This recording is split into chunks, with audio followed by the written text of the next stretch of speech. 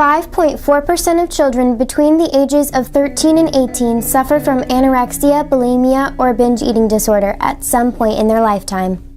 Anorexia is a severe withholding of calories that results in extreme malnutrition. Bulimia is a different type of eating disorder, but instead of withholding food, it always involves intake of food and then some type of purge.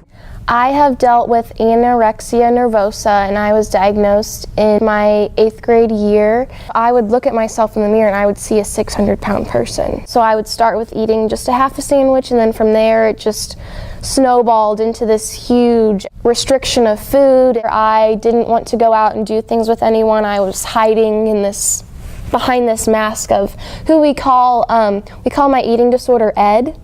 So that's kind of like an abbreviation for an eating disorder, but we call him Ed because he's like this destructive boyfriend that takes over your life. Eating disorders are indeed destructive and are difficult to cope with.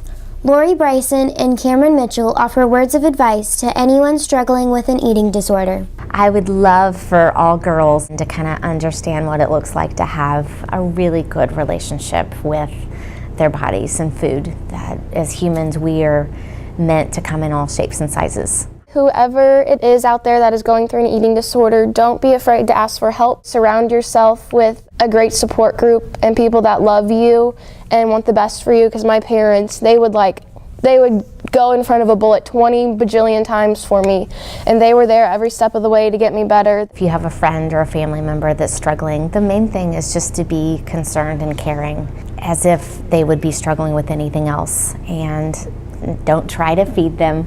Don't even have to talk about food, but just I think a sincere, how are you? I'm thinking about you. I want to support you is always the best way to support someone with an eating disorder. If you or someone you know is struggling with an eating disorder, contact your doctor or counselor for help. I am Morgan Gordy reporting.